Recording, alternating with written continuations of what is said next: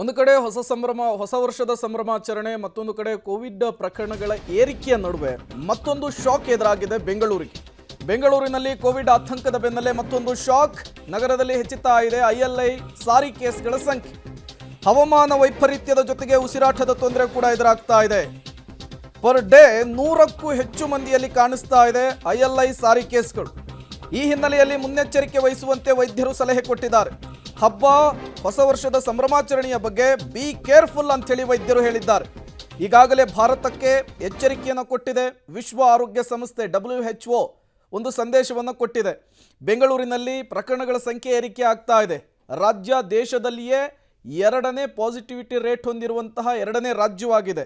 ಈ ಬೆನ್ನಲ್ಲೇ ILI ಮತ್ತು ಸಾರಿ ಕೇಸ್ಗಳ ಸಂಖ್ಯೆ ಏರಿಕೆ ಆಗ್ತಾ ಇದೆ. ಇದು ಆರೋಗ್ಯ ಇಲಾಖೆಯ ಮುಂದಿರುವಂತಹ ಬಹುದೊಡ್ಡ ಸವಾಲು.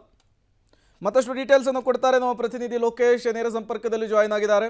ಲೋಕೇಶ್, ಒಂದು ಕಡೆ ಕೋವಿಡ್ ಪ್ರಕರಣಗಳ ಸಂಖ್ಯೆ ಏರಿಕೆ, ಮತ್ತೊಂದು ಕಡೆ ILI ಮತ್ತು ಸಾರಿ ಕೇಸ್ಗಳ ಸಂಖ್ಯೆ ಕೂಡ ಏರಿಕೆ ಆಗ್ತಾ ಇರುವಂಥದ್ದು.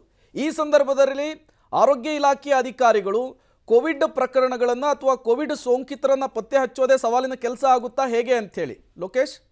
ಪ್ರೇಮ್, ಖಂಡಿತವಾಗೂ ಈಗ ಕೋವಿಡ್ ಸ್ಪ್ರೆಡ್ ಆಗ್ತಾ ಇರೋದ್ರಿಂದಾಗಿ ಪ್ರಮುಖವಾಗಿ ಆರೋಗ್ಯ ಇಲಾಖೆ ಅಧಿಕಾರಿಗಳು, ವೈದ್ಯಕೀಯ ಸಿಬ್ಬಂದಿ ನಿಗಾ ಇಡ್ತಾ ಇರುವಂಥದ್ದು ILI ಮತ್ತು ಸ್ಯಾರಿ ಕೇಸ್ಗಳ ಬಗ್ಗೆ. ILI ಮತ್ತು ಸ್ಯಾರಿ ಕೇಸ್ಗಳನ್ನು ಪತ್ತೆ ಹಚ್ಚಿದ್ರೆ ಅವರಲ್ಲಿ ವೈರಸ್ ಸ್ಪ್ರೆಡ್ ಆಗಿದೆ ಅಂತೇಳಿ ನಿಯಂತ್ರಣ ಮಾಡಲಿಕ್ಕೂ ಕೂಡ ಒಂದು ರೀತಿಯ ಮಾರ್ಗ ಆಗುತ್ತೆ. ಹಾಗಾಗಿ ಆರೋಗ್ಯಾಧಿಕಾರಿಗಳಿಗೆ ಈಗ ದೊಡ್ಡ ಸವಾಲಾಗಿರುವಂಥದ್ದು ಕೋವಿಡ್ ಕೇಸ್ಗಳನ್ನು ಪತ್ತೆ ಹಚ್ಚುವಂಥದ್ದು. ಈ ನಿಟ್ಟಿನಲ್ಲಿ ಟೆಸ್ಟಿಂಗ್ ಟಾರ್ಗೆಟ್ ಕೊಟ್ಟಿದ್ರು ಕೂಡ ಸರಿಯಾದ ರೀತಿಯಲ್ಲಿ ಜನ ಟೆಸ್ಟಿಂಗ್ ಮಾಡಿಸ್ಕೊಳ್ಳೋದಕ್ಕೆ ಮುಂದಾಗ್ತಾ ಇಲ್ಲ. ನಮಗೇನು ಆಗಿಲ್ಲ, ನಾವು ಆರಾಮಾಗಿದ್ದೀವಿ ಅಂತೇಳಿ ಟೆಸ್ಟಿಂಗ್ ಮಾಡಲಿಕ್ಕೆ ಹೋದರೂ ಕೂಡ ಅವರು ಟೆಸ್ಟಿಂಗ್ ಮಾಡಿಕೊಳ್ದೇ ವಾಪಸ್ ಆಗ್ತಾ ಇದ್ದಾರೆ ಅನ್ನೋಂಥ ಮಾಹಿತಿ ಲಭ್ಯ ಆಗ್ತಾ ಇದೆ. ಟಾರ್ಗೆಟ್ ಕೂಡ ರೀಚ್ ಆಗಲಿಕ್ಕೆ ಸಾಧ್ಯ ಆಗ್ತಾ ಇಲ್ಲ. ಈ ನಿಟ್ಟಿನಲ್ಲಿ ILI ಮತ್ತು ಸ್ಯಾರಿ ಕೇಸ್ಗಳಿಗೆ ಮಾತ್ರ ಈಗ ಟೆಸ್ಟಿಂಗನ್ನು ಮಾಡ್ತಾ ಇರುವಂಥದ್ದು. ಅವ್ರಿಗೆ ಮಾತ್ರ ಪಾಸಿಟಿವ್ ಆಗ್ತಾ ಇದೆ. ಕಮ್ಯುನಿಟಿ ಸ್ಪ್ರೆಡ್ ಆಗಿದೆ ಅಂತ ಚೆಕ್ ಮಾಡಲಿಕ್ಕೆ ಸಾಮಾನ್ಯ ಜನರಿಗೂ ಕೂಡ ಕೋವಿಡ್ ಟೆಸ್ಟ್ ಮಾಡಲಿಕ್ಕೆ ಮುಂದಾಗೋದ್ರೆ ಅವ್ರನ್ನೂ ಕೂಡ ಸರಿಯಾದ ಟೆಸ್ಟಿಗೆ ಒಳಪಡಿಸ್ಲಿಕ್ಕೆ ಸಾಧ್ಯ ಆಗ್ತಾಯಿಲ್ಲ. ಹಾಗಾಗಿ BBMP ಅಧಿಕಾರಿಗಳಿಗೆ ಇದೊಂದು ರೀತಿ ಸವಾಲಾಗಿ ಪರಿಣಮಿಸ್ತಾ ಇರುವಂಥದ್ದು. ಪ್ರೇಮ್, ಥ್ಯಾಂಕ್ ಯು ಲೋಕೇಶ್, ತಮ್ಮೆಲ್ಲ ಮಾಹಿತಿಗಾಗಿ.